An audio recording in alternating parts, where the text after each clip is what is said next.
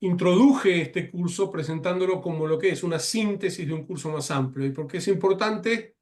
Porque eh, hay artículos sobre cada uno de los temas que estoy mencionando. Es más, puedo enviarles la lista completa de artículos disponibles si quieren, pero en la medida de vuestro interés, algunos puntos que no ampliamos en el curso, yo me puedo extender. Este es un curso, me pidieron que también lo explicitara al comienzo, del Ilmod en español, que pertenece a Torah Mitzion.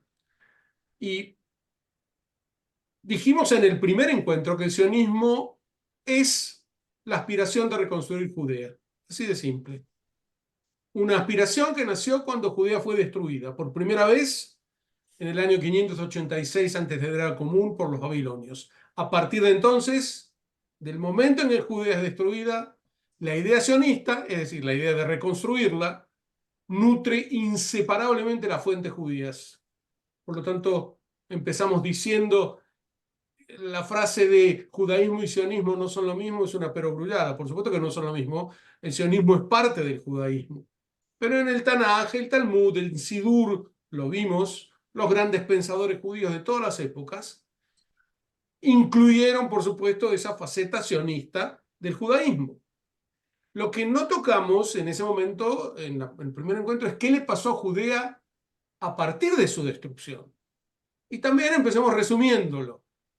Fue ocupada, o intentaron ocuparla, 14 imperios: los asirios, babilonios, persas, griegos, romanos, mongoles, bizantinos, mamelucos, árabes, franceses, rusos, turcos, alemanes, ingleses. Fue un país independiente solo cuando lo gobernó el pueblo hebreo. Sino siempre era parte de un imperio mayor. En la modernidad, los judíos no solo ansiaron recuperar Judea, sino que se movilizaron para ello, y así el sionismo alcanzó su meta. Y dijimos también que la palabra usada, la palabra sionismo, fue usada por primera vez en Viena en el año 1890. Contamos un poco las circunstancias. Hablamos asimismo de los tres factores de la Aliyá, recordarán: el entorno, un entorno difícil, la predisposición del judío a inmigrar a la tierra de Israel y la disponibilidad de la tierra de Israel para absorberlo. Mencionamos cierta confusión que hay en torno del término Palestina, lo recordarán, y sintetizamos finalmente de este modo el tema del sionismo moderno. La madre del sionismo moderno es el amor a Sion y el mesianismo judío. Y la partera del sionismo moderno es el nacionalismo europeo. Y llegamos al siglo XIX y a este encuentro. Del siglo XIX me gustaría empezar mencionando aquello que fue clave en el desarrollo de la idea sionista. Y lo voy a hacer por vía de dos acontecimientos y de tres libros. Y si bien los dos acontecimientos que voy a mencionar son previos a los libros, empiezo por los libros solo porque apenas los voy a mencionar, no me voy a detener en ellos. Son tres libros que reflejan que la conciencia nacional de los judíos se revivificaba. Un libro filosófico, uno histórico y un tercero literario. El primero, el filosófico, se llama Moreh Nebuchei Azman, 1841. La guía de los perplejos de nuestro tiempo, de Nachman Krochmal, que muestra la historia de los judíos como una serie de ciclos de destrucción y renacimiento, y por lo tanto, en esos ciclos, el siglo XIX generaba un renacimiento que llevaría al sionismo. Es como una introducción filosófica al sionismo. La segunda obra es el magnum opus del historiador Heinrich Otzvi Gretz, La historia de los judíos, que escribió a lo largo de casi 25 años y que narra 4 milenios de historia. Pero, ¿qué tiene de particular el libro de Gretz? Que los judíos emergen como un grupo claramente nacional, son un pueblo disperso con una historia en común. El tercero y último de los tres libros que menciono es de una pluma cristiana, y es la última novela de la escritora inglesa George Eliot. Se titula Daniel Deronda. escrito en 1876. Y Daniel Deronda cuenta la vida de un joven judío que retorna a la tierra de sus antepasados para recrear allí una república judía. Noten, 1876. Daniel Deronda como novela influyó mucho en los primeros sionistas modernos. Y bien, mencionados los tres libros, pasemos ahora a los dos acontecimientos que es necesario mencionar. Los dos de alrededor de 1840. Recuerden también de nuestro primer encuentro que los años que terminan en 40 son, de acuerdo al calendario judaico, el fin del siglo y por lo tanto generaban cierta efervescencia.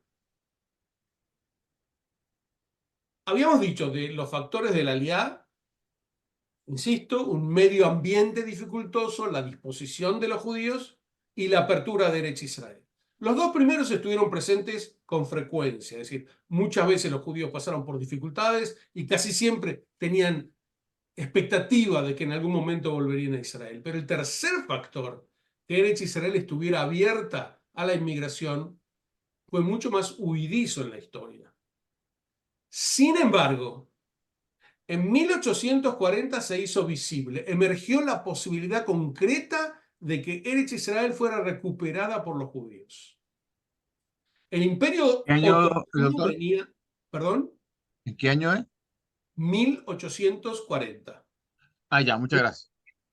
El imperio otomano venía dominando Palestina por más de 3 siglos, como saben, pero apareció un estadista egipcio que puso en jaque ese dominio. Se llamaba Mohamed Ali. Estableció en Egipto una dinastía local y transformó al país en una potencia que pretendía reemplazar al decadente imperio turco. Mohamed Ali invadió Eretz Israel y así estalló lo que se llama la Primera Guerra Turco-Egipcia. En 1832 conquistó Akko y ante la nueva situación, el rabino Tzvi Kalischer de Prusia, recuerden este nombre, volverá, rabino Tzvi Kalischer, propuso al barón Amschel de Rothschild que adquiriera de Mohamed Ali el Har Bait, el monte del templo de Jerusalén. Como Mohamed Ali anunció sus intenciones de independizarse definitivamente del Imperio Otomano, ello estimulaba más aún a los judíos. Y también porque existía un vaticinio talmúdico según el cual en 1840 comenzaría la redención. Y no solo entre los judíos hubo gente motivada para la restauración.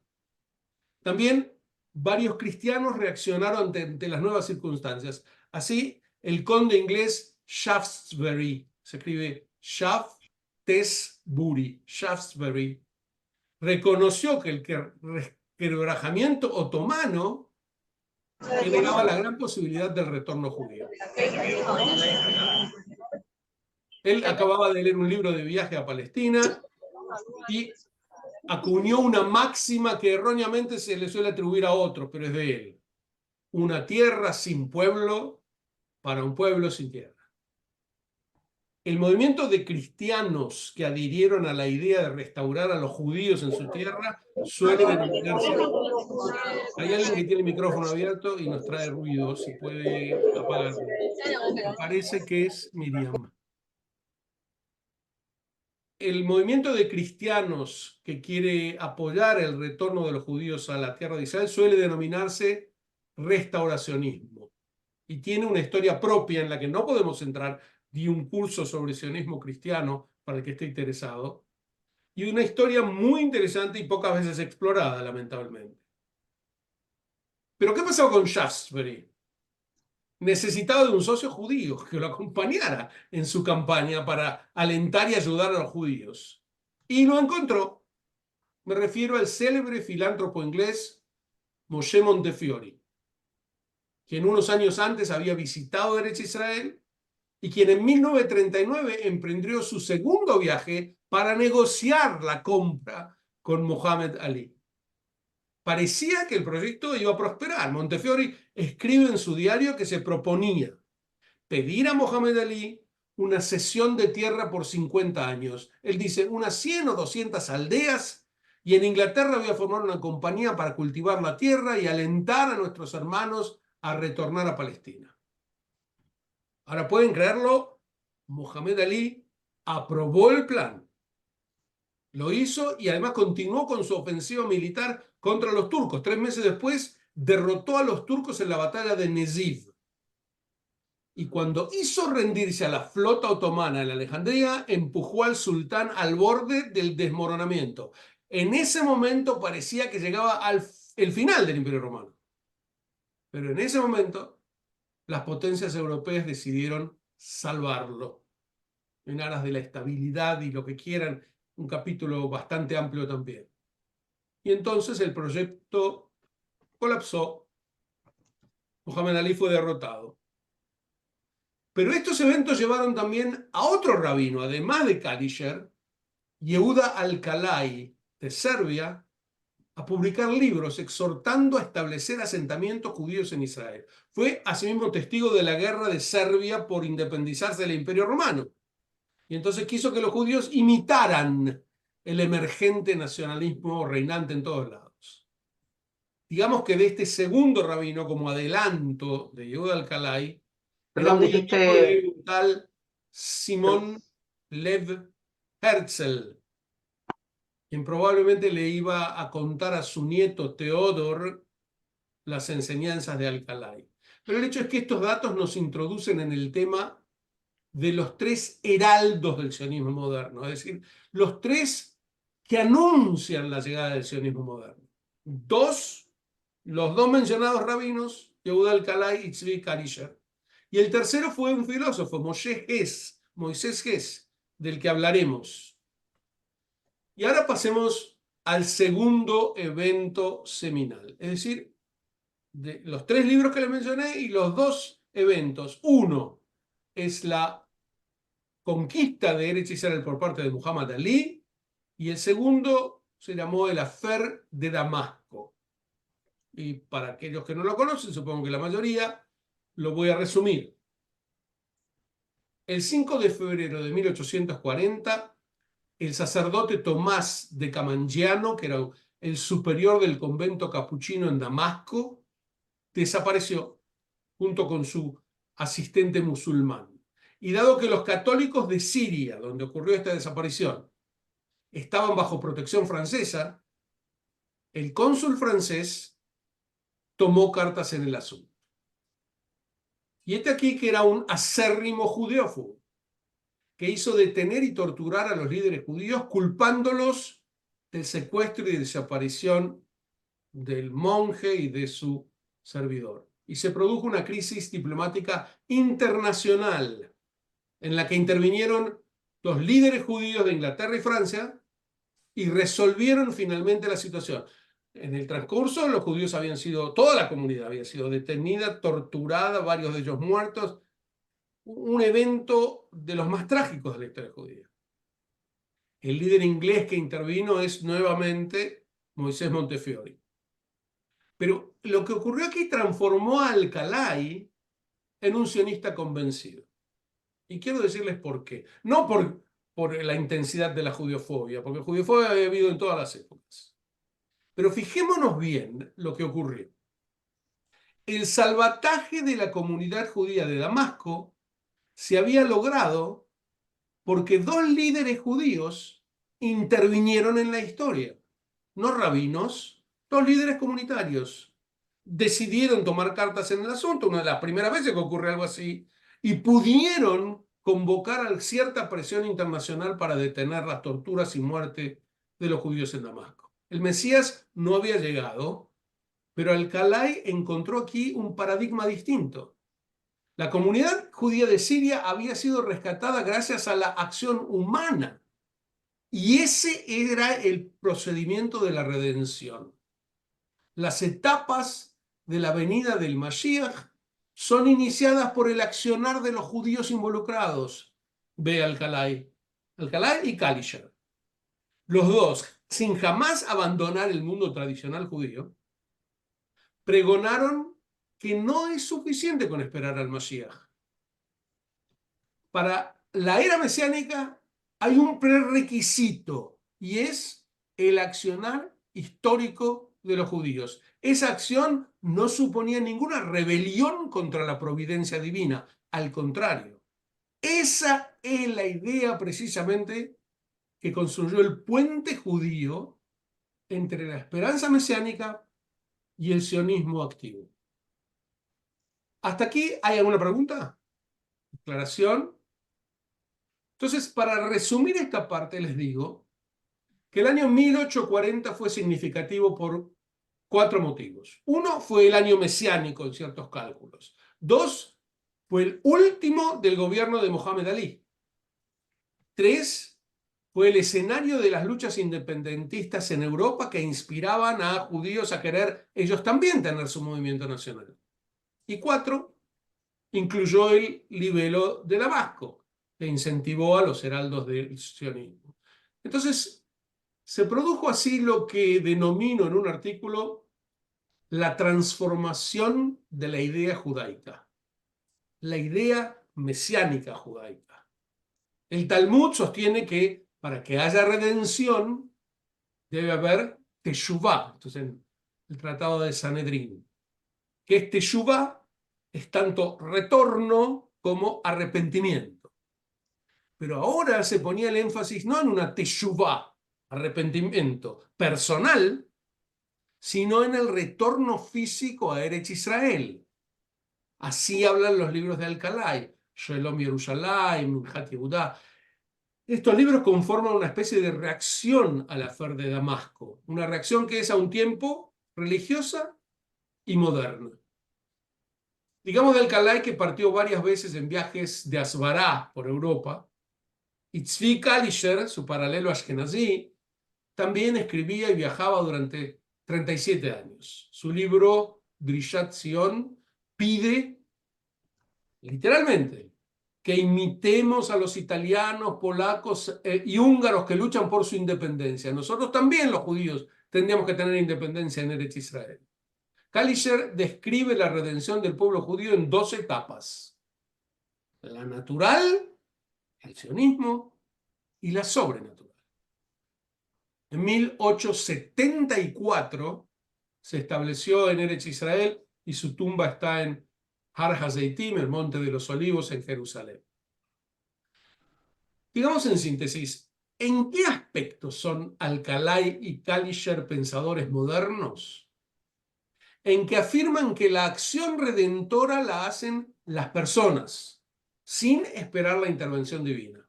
Por ello, según el historiador Arthur Hertzberg, en 1860 ya empieza a producirse, no que haya heraldos solamente, sino que pasan lentamente a ser pioneros del sionismo. Empiezan a unirse los diversos grupos que hay, los factores que aspiraban al retorno. Ahora, ¿por qué ello no había ocurrido antes de 1860? ¿Alguien tiene una respuesta breve? ¿Por qué les parece que antes de ese momento no se había producido todavía estos pioneros? Esta respuesta es clave.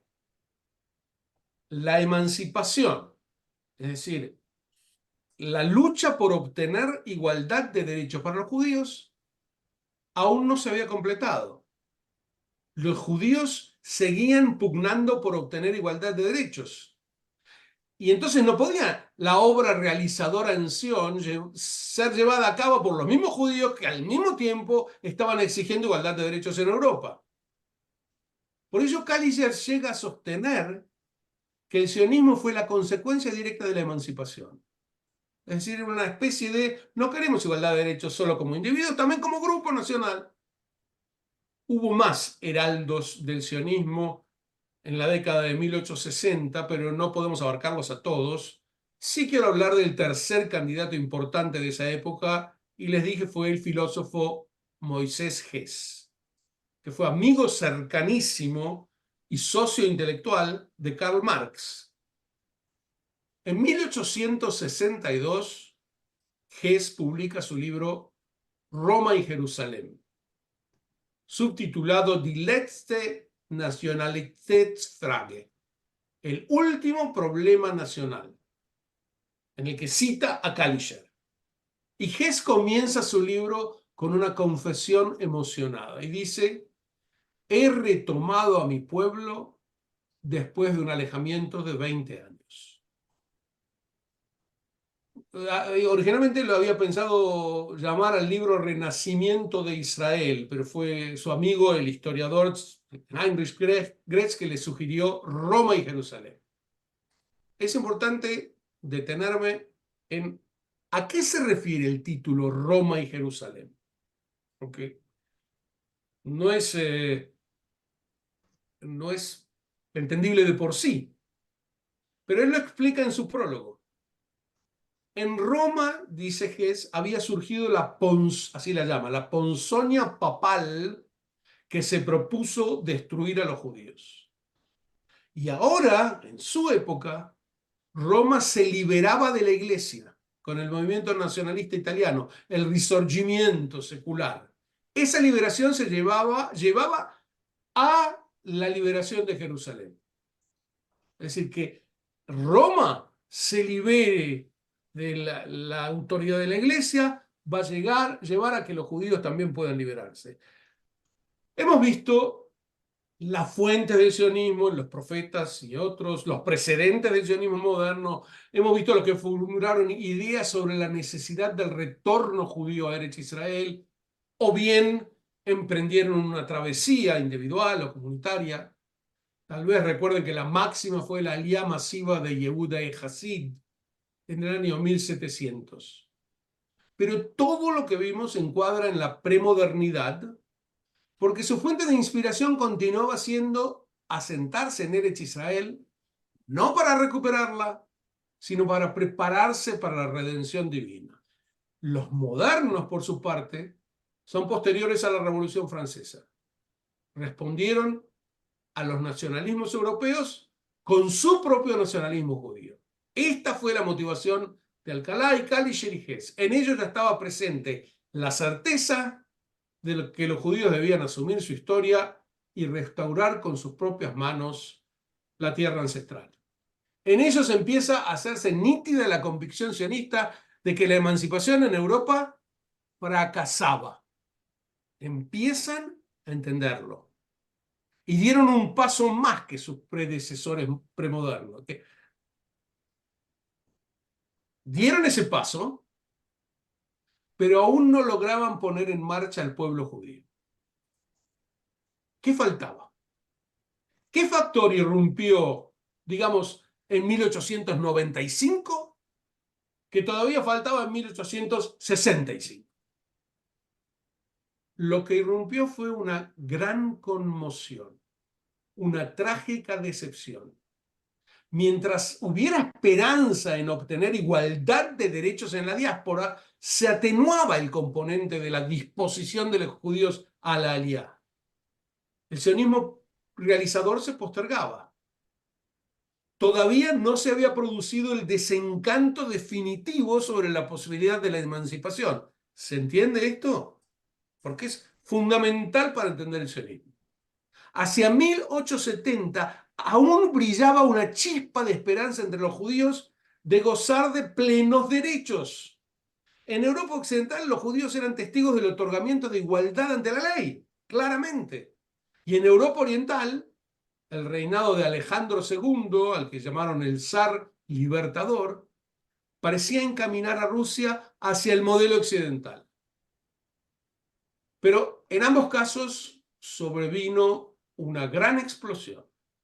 No judiofobia, ahora les voy a contar lo de la judiofobia, pero no es la judiofobia el problema, insisto, porque judiofobia había habido en los siglos precedentes y sin embargo ninguno de ellos puso el tren en movimiento para que los judíos retornaran a Israel. El detonante fue la gran decepción, el sentimiento generalizado de que no había salida posible y que por lo tanto había que emprender una acción sin esperar que la emancipación los salvara. Había llegado la hora de la autoemancipación. Y este es el título de tal vez el primer libro importante del sionismo realizador. ¿Cuál fue el detonante de la gran decepción generalizada? Hubo dos. uno en Rusia y uno en Francia. Vamos a decir, uno en Oriente y uno en Occidente. Vamos uno por uno. En Rusia residía la mitad de la población judía mundial. Más o menos, la población era de 10 millones y más o menos la mitad estaba en Rusia. No porque Rusia los hubiera aceptado en algún momento, sino porque Rusia conquistó territorios al oeste en donde estaban estos judíos y por lo tanto a regañadientes tuvo que incluirlos en su propio territorio. Llega el gobierno del zar Alejandro II Nikolaevich, que constituyó un intervalo relativamente liberal en los 3 siglos de los zares Romanov. Fue el llamado la era de las grandes reformas. Las reformas de Alejandro II generaron gran resistencia. Eran mejoras. Mejoras en cuanto a los judíos. Bueno, abrió parcialmente la zona de residencia, fuera de la cual hasta ese momento habían tenido prohibido asentarse. Se eliminó el cantonismo, que era uno de los regímenes de alistamiento militar más despiadados que hubo jamás en la historia, donde los niños judíos eran secuestrados de sus hogares y tenían que servir por 20 o 30 años en el ejército del zar, y que se había prolongado este servicio de cantonismo durante décadas. Alejandro II lo anuló. Y entonces, ¿cómo reaccionaron los judíos de Rusia? Bueno, según Chaim Potok, bailaron. Fueron conquistados por una esperanza mesiánica. Ingresaron en las escuelas rusas, empezaron a tomar parte de la cultura del país, entraron en las artes, se hicieron periodistas, abogados, novelistas, poetas, artistas. Aparecieron en toda área de la vida de la nación. Brillaron. Escritores como Abraham Mapu, ¿se acuerdan de él? El padre de la novela hebrea. Mendele Morgetsforim, que es el precursor de la literatura yiddish. Sholem Aleichem. Yehuda Leib Gordon o Yalak, uno de los máximos poetas hebraicos. Floreció la prensa judía en hebreo, en yiddish, aún en ruso. Surgieron instituciones judías educativas. Un escritor exhortaba a despertemos bajo el cetro de Alejandro II. Despertaron y luego se sumieron en una pesadilla sin precedentes. Uno de los días más fatídicos de la historia humana. Fue el 13 de marzo de 1881. El carruaje de Alejandro Nikolaevich lo transportaba por las calles centrales de San Petersburgo, en las cercanías de su palacio de invierno, y se produjo el cuarto atentado contra su vida, que esta vez dio en el blanco. Así expiró toda esperanza de emancipación judía en Rusia, porque dado que entre los revolucionarios regicidas había una joven judía, ya eso fue suficiente como excusa para difundir que los judíos lo habían matado. Y la reacción fue violentísima. La liberalización de Alejandro II se revirtió enteramente y para los judíos, escribe Potok, el baile llegó a su fin. Estallaron los pogroms, miles y miles de muertos. Como respuesta ante este clima surgieron las primeras tentativas de autodefensa judía organizada, precursoras de la que después iban a ser en Eretz Israel para contrarrestar el terrorismo árabe. Simplemente quiero saber si quien me está mandando mensajes no es alguien que quiere entrar.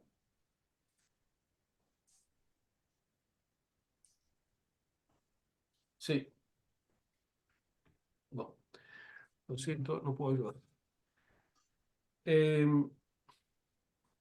Entonces, frente a este clima surgen los grupos de autodefensa, que son el modelo que después iba a surgir en Eretz Israel para contrarrestar a los terroristas árabes. Por primera vez en siglos los judíos se defienden. Se produjo el mayor éxodo de la historia judía. El 85% de los emigrados se radicó en Estados Unidos, más de 2,5 millones de personas. Cifras gigantescas. Y además otras comunidades en todas las Américas. Así nacieron las comunidades en todos los países americanos, básicamente. Y también, y esto es lo más importante para nuestro curso, se produce la primera aliyá, la primera ola inmigratoria moderna a Eretz Israel en 1882. Es importante agregar una aliyá que la precedió un poco, que es la aliyá desde el Yemen, porque a veces se critica con razón que se pone demasiado énfasis en la historia de los judíos europeos y menos en la de otros lugares, aunque en realidad era el 90% de ellos, pero vale la pena decir, hubo una alianza desde el Yemen en 1881, es decir, meses antes de la primera alianza europea, que trajo a Israel a varios centenares, pero los que vinieron del Yemen se limitaron a unirse al viejo Ishuv, a la vieja comunidad en Jerusalén. Es decir, no hicieron ninguna renovación. En cambio, los pioneros de la primera aliá eran mayormente estudiantes que querían asentarse en aldeas, trabajar la tierra, etcétera, etcétera.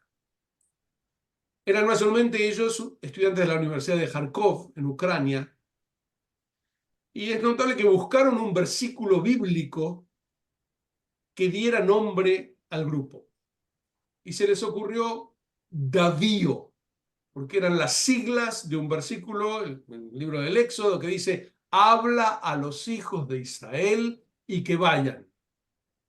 Pero después notaron que ellos no hablaban para que otros fueran, ellos querían ir.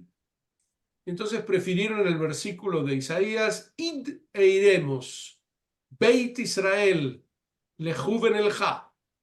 Y así toman las siglas y se construye la palabra Bilu. Así se llamaron estos pioneros de la primera alianza. Ese año, 1882, salió publicado un libro fundamental en la historia sionista.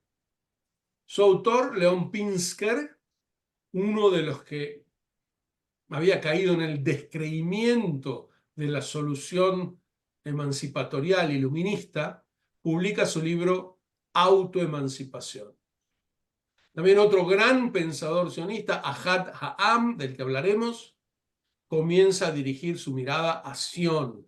Peretz Smolensky, les estoy dando nombres de grandes judíos de esa época que fueron protagonistas de la decepción.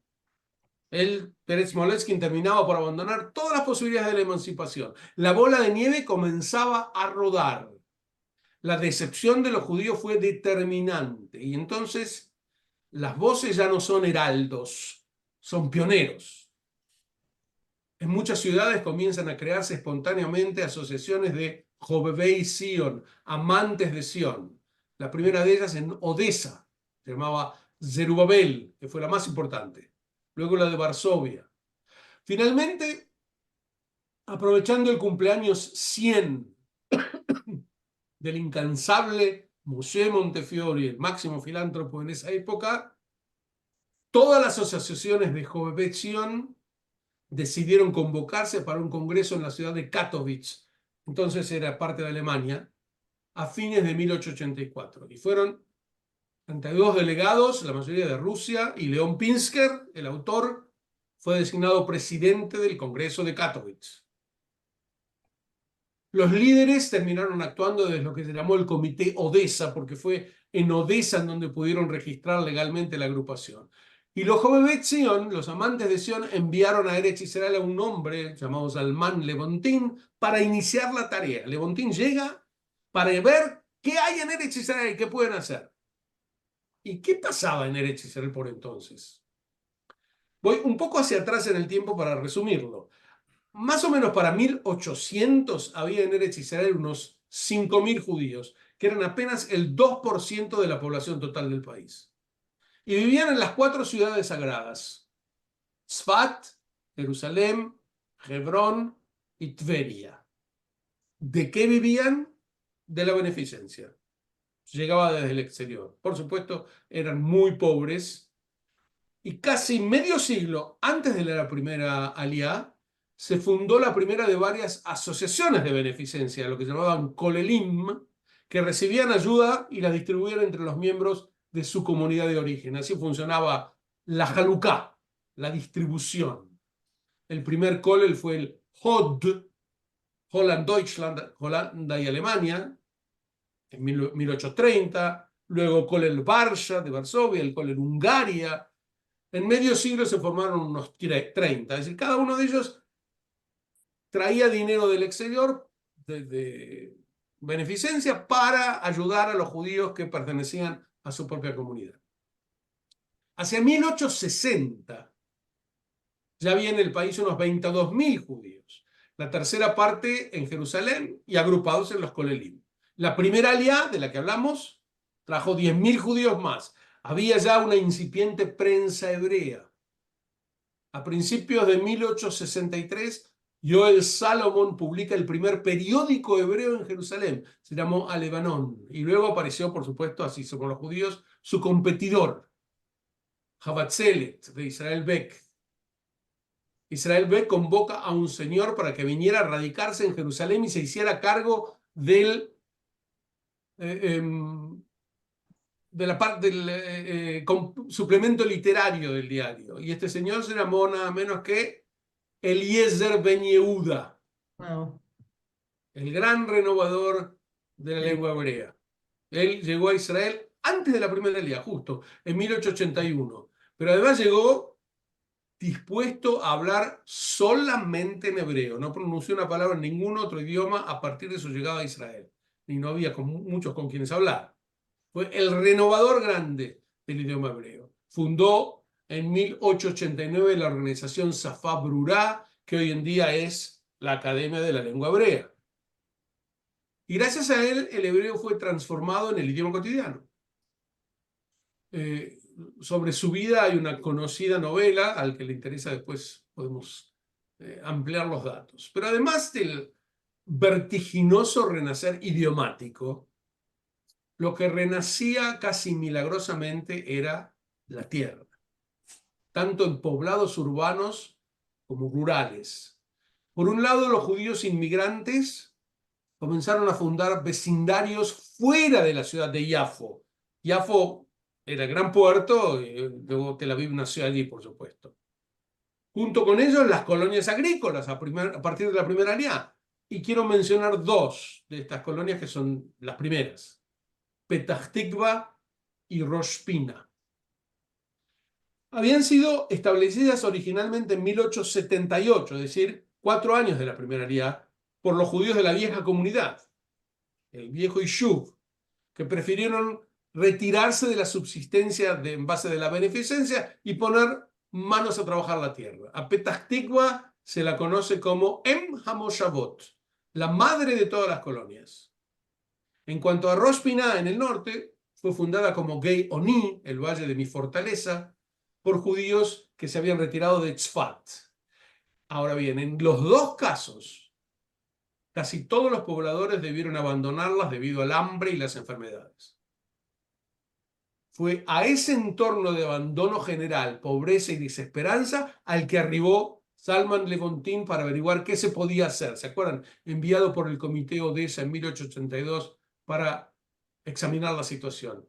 De inmediato fundó Levantin en una planicie arenosa y reseca el caserío de Rishon LeZion, que hoy es la 4ª ciudad de Israel.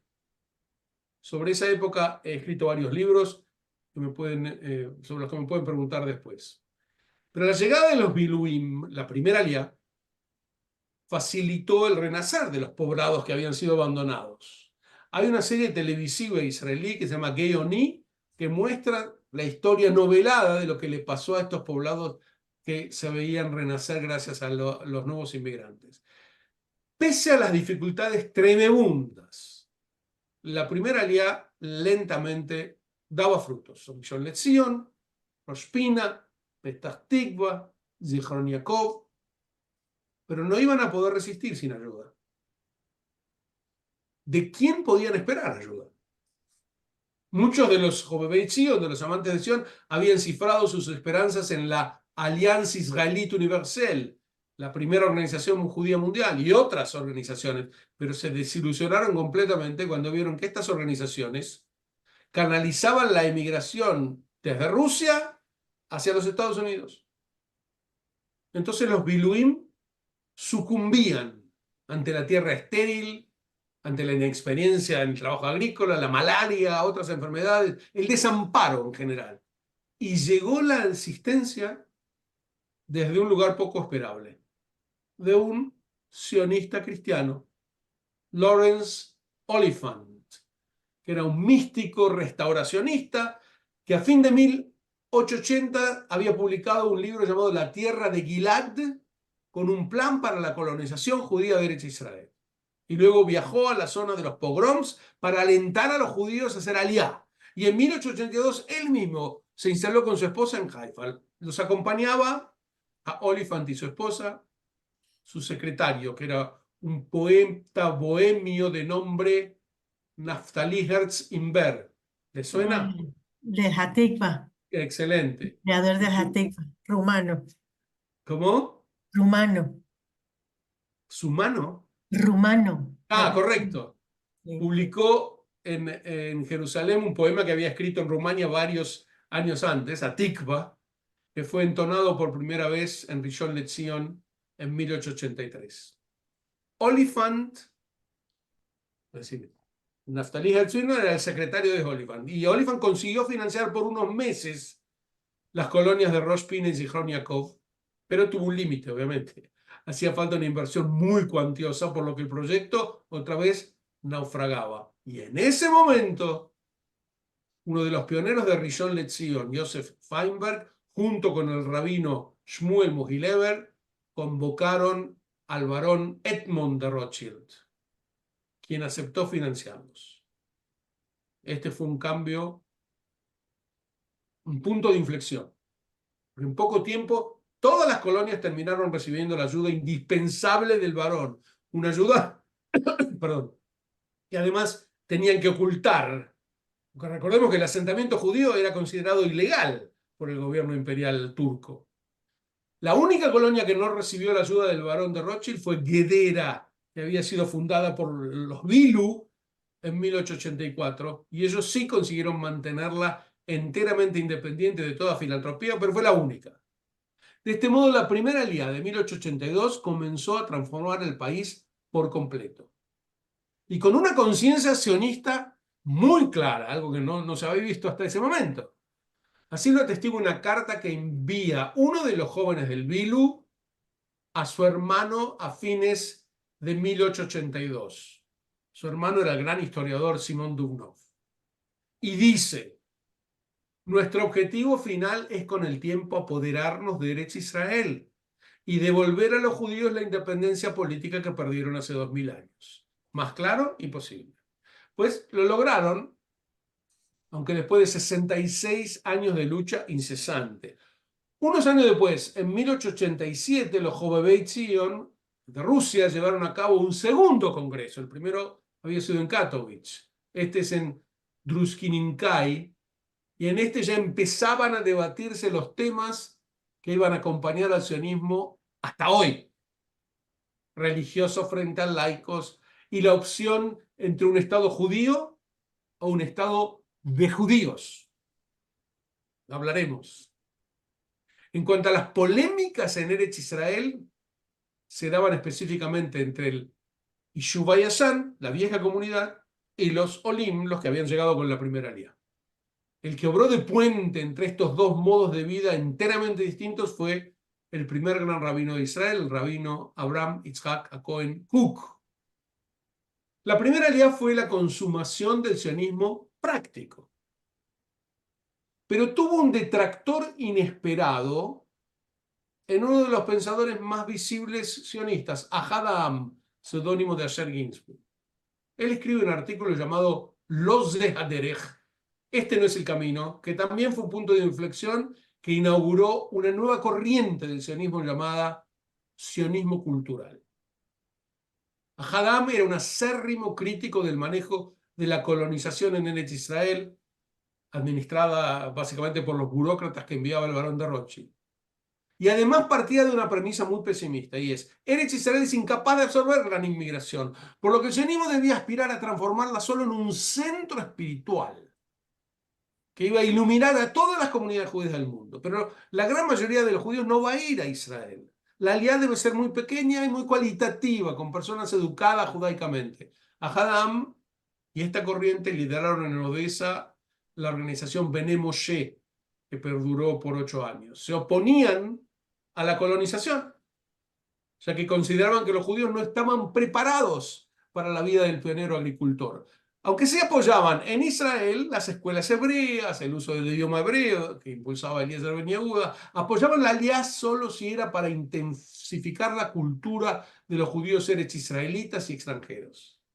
Abrieron la primera escuela de niñas en Yafo y muchas escuelas en nuevas colonias creadas. Ahadam murió en Tel Aviv en 1927, pero el sionismo cultural continuó y de algún modo continúa hasta hoy como inspirador de muchos de los judíos que ven en Israel como un centro cultural y nada más. Las colonias empezaban a hacer que la tierra renaciera, pero faltaba algo fundamental: organizarse y emprender una batalla política que les facilitara la posesión de jure, de derecho de Eretz Israel. Y para ello era indispensable un líder. Y por eso nuestro tercer encuentro se llama, ¿cómo se llama? ¿Quién recuerda? Tiene una Teodoro, sola palabra como título, ¿sí? Yo. El ¿Cómo? primer congreso sionista. No, ¿cómo se llama el tercer encuentro que vamos a tener ahora? Tuvimos dos. El primero se llama Los Orígenes, el segundo, que se llama el siglo XIX. ¿Y cómo se llama el tercer encuentro? Theodor Herzl, ¿no? Herzl. Lo que faltaba ahora era alguien que pusiera todo junto. Consolidar Ahora bien, veo que me he salteado algo que quiero...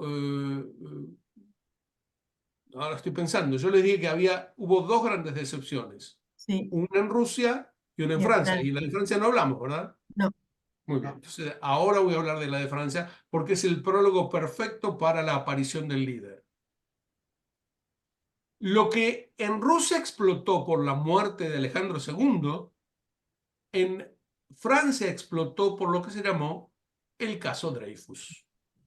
Y estamos hablando de, en 1894, detienen al único capitán judío del ejército de Francia, acusado de traición para los alemanes en base de pruebas risibles. El hecho es que Dreyfus es sometido a un juicio militar sumario que lo declara inmediatamente culpable. Digamos, era absolutamente clara la inocencia de Dreyfus. No quiero entrar ahora en los detalles porque realmente son detalles, pero sí el hecho de que esto conmovió a Francia. Es decir, el caso de Dreyfus probablemente conmovió a Francia por décadas y décadas y décadas, porque los dreyfusistas, es decir, los que defendían a Dreyfus, eran eminentemente los liberales, los socialistas, y los antidreyfusistas eran los clericales, los nacionalistas. Es decir, Francia se dividió en torno de este caso. Alfred Dreyfus fue un personaje trágico, porque nunca en su vida murió sin saber que había un trasfondo judío en la acusación, cuando quedó finalmente claro que había sido una conspiración para atacar a los judíos. Ahora bien, estando en Viena como editor del Neue Freie Presse, el diario más importante cultural, y vamos a hablar más detalles después, pero mientras tanto me centro en el caso Dreyfus, Teodoro Herzl es convocado para que vaya como corresponsal a Francia a cubrir, a informar sobre qué está pasando con el caso Dreyfus. El shock absoluto que sufre Herzl, aunque muchos insisten en que no fue, es el punto fundamental, lo voy a explicar la vez que viene, pero el shock deriva de lo siguiente. No porque Dreyfus fuera condenado aunque era inocente, porque esto pasa muchas veces, gente condenada aun cuando es inocente. Tampoco el hecho de que era condenado siendo inocente por ser judío, porque esto también podía pasar. De hecho, ocurría, no era ninguna novedad, pero lo que vivió Francia fue esto, que las masas salían a las calles a destruir negocios judíos, enfervorizadas, bajo el grito de mort aux juifs, muerte a los judíos, por el hecho de que un capitán había sido acusado sin grandes pruebas, un capitán totalmente asimilado que no tiene nada que ver con los judíos, con la comunidad judía. Esto era en el país de la liberté, fraternité, égalité, el país donde se había llevado, donde se alcanzaba el máximo nivel de emancipación, de igualdad ante la ley, etc. En este país, las masas salían gritando muerte a los judíos porque un judío había sido acusado de un crimen que además no cometió, pero que no lo hubiera cometido era lo de menos, porque aún si Dreyfus fuera culpable, ¿qué tenía que ver eso con muerte a los judíos?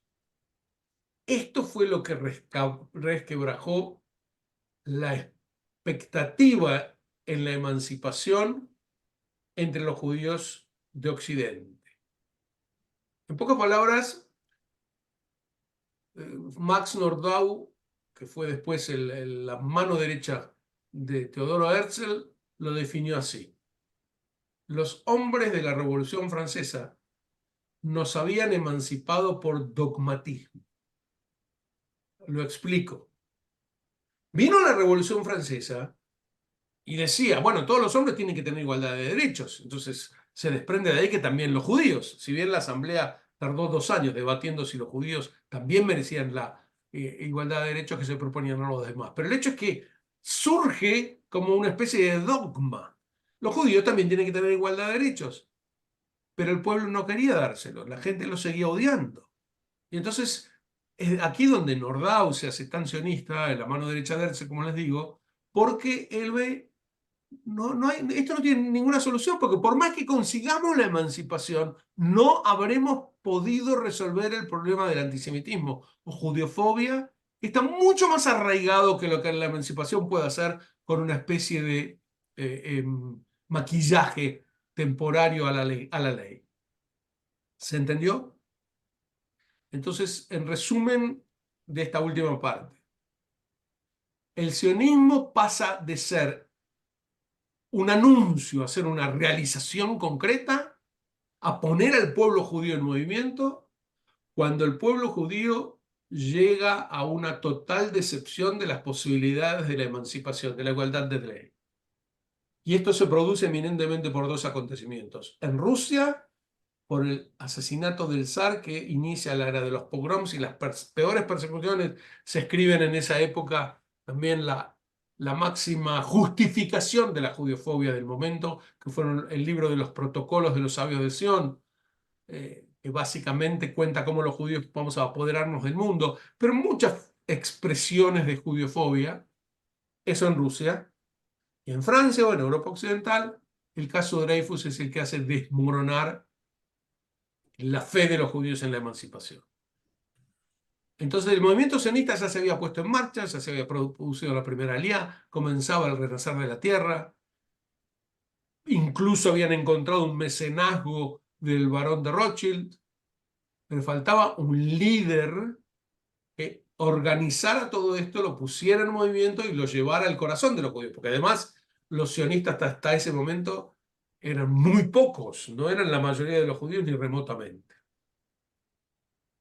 Hasta aquí mi presentación de hoy, pero nos quedan unos minutos si quieren para comentar, agregar, aclarar. Será un placer. Una pregunta, doctor, que era sobre un punto, digamos, bien, que está un poquito más atrás. Usted habló de Eliezer Ben Yehuda, que hay un libro que usted mencionó que quería hablar. El rebelde de Jerusalén se llama. El rebelde de Jerusalén es la biografía novelada de Ben Yehuda, te lo recomiendo, es muy bueno y refleja bien, digamos, la lucha quijotesca de este hombre para que el hebreo se transformara en un idioma cotidiano y lo logró. Lo logró, porque el hebreo es uno de los grandes milagros que se produjo en Eretz Israel. Gracias, doctor. Hola, Gustavo, Alex Gurovich del fondo acá, ¿cómo estás? Muy bien, Alex, adelante. Muy contento de verte todos los domingos ahora. Oye, me quedé con una duda, yo creo que por desconocimiento, no sé. dijiste que la palabra sionismo, digamos, empezó en el año como palabra, en el año 1800 y tanto, 1890, una cuestión así. El 1 de abril Pe- de 1890, se los comenté en el periódico Kadima de la Universidad de Viena. Nathan Birnbaum, que era el editor del periódico, y este periódico se llamaba así mismo El Vocero de los Sionistas después, pero el 1 de abril de 1890 utiliza por primera vez la palabra sionismo. claro, Correcto. pero ejemplos de lo mismo que el sionismo hay antes del 1890, la alianza de 1882, todas esas Por cosas. Entonces, supuesto, pero la todavía pregunta es, era la amoración, se llamaba claro, la amoración. pregunta es qué nombre recibía ese anhelo Amoración. antes, pero no tenía un nombre propio, como en No, hebreo, ¿no? ¿No? no, No, no. no. Sión Ah, era la tierra de Israel, el amoración, Jobeit Zion, eran aquellos que amaban la tierra de Israel y pedían, pero tienes razón, sionismo vino a resumir ese componente en el judaísmo que siempre estuvo presente de recuperar Judea. ujú, Pero no te sorprendas demasiado porque les doy un paralelo, salvando las enormes distancias. Hasta 1879 el odio antijudío, el antisemitismo o judiofobia, había exterminado comunidades enteras, había matado a cientos de miles de judíos, había creado mitos terroríficos acerca de los judíos y no tenía nombre. claro, La gente lo llamaba el odio en contra de los judíos, pero no tenía claro, nombre. Los dos claro. nombres, antisemitismo y judiofobia, nacen alrededor de 1880. Ajá, Y el del sionismo nace en 1890. Así que hay muchas cosas cuyo de nombre acuerdo. aparece mucho después de que ya están plenamente vigentes. Ujú, ok. Eh, Estás hablando, pero estás muda. Mariana, tenés que encender el micrófono. Unmute. Ah, no, no, no, no. Se ve el micrófono, no, no se oye tu voz. Tenés que.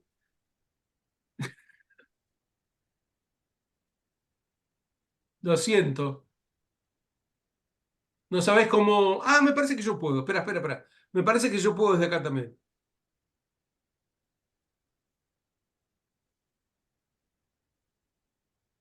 Un segundo. No.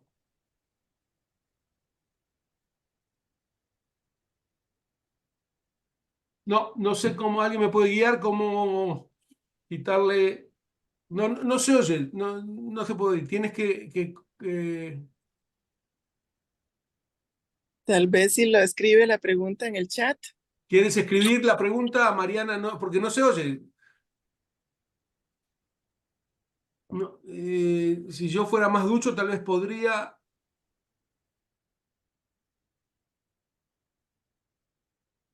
No, lo siento. ¿Quién más? Discúlpame, Gustavo. Venga, Dijiste que en el año, en Rusia había 15 millones de 10, judíos y el 10, resto 10 10 dije, no millones. 15. Dije 10. No, 5. En el mundo había 10. Ah, En el mundo había 10, de los cuales más o menos 5 vivían en Rusia. ¿y el resto? Y el resto mayormente en el resto de los países de Europa. Una pequeña minoría en países árabes, en el norte de África, pero el 90% de los judíos vivían en Europa. Cuando hubo el caso Dreyfus, ¿cuántos judíos había en Francia? En Francia habría unos 100.000,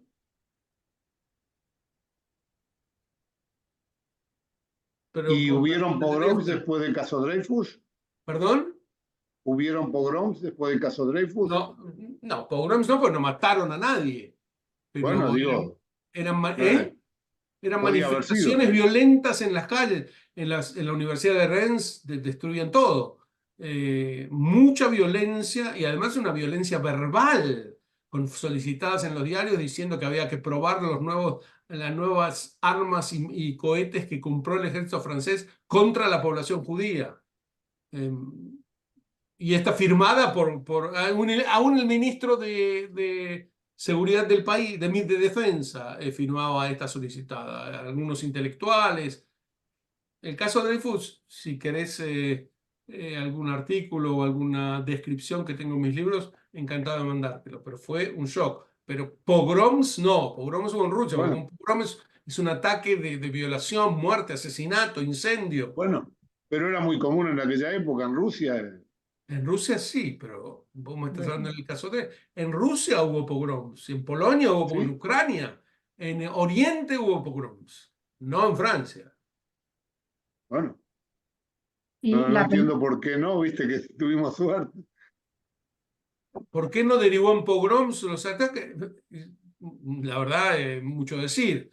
Es como, no sé, preguntar por qué en vez de matar a 6 millones, no mataron a 8 millones en el Holocausto. El clima de violencia era muy claro. Es decir, en Europa Oriental, bueno, tendría una manera de contestarle y es esta.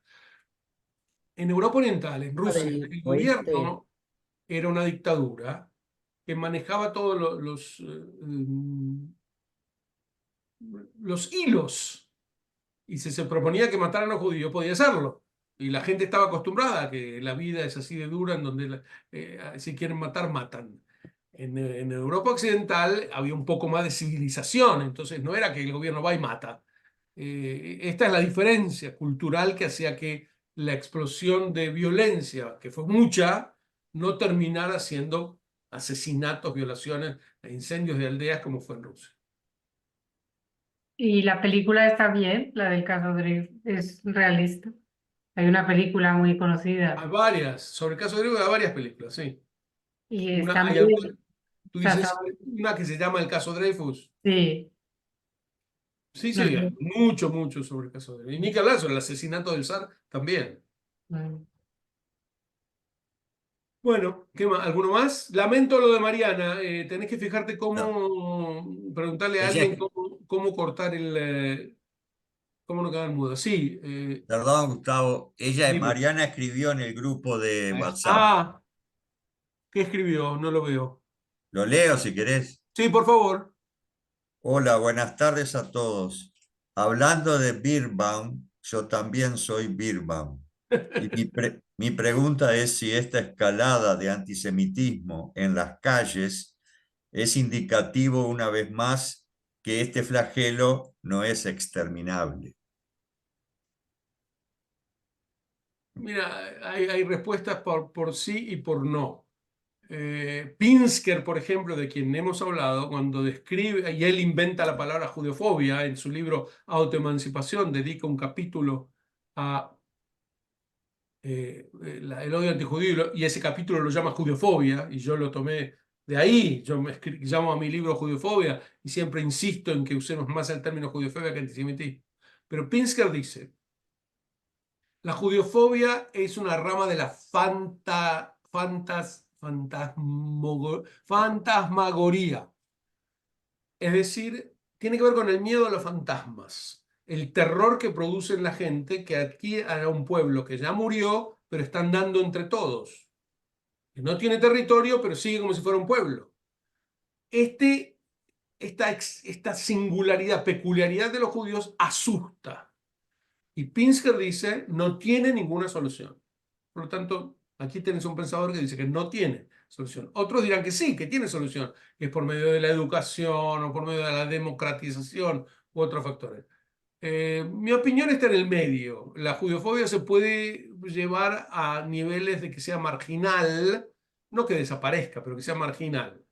El año 2024 no parece ser muy alentador en esa dirección, pero digamos, no necesariamente va a estar peor el 25 y el 26.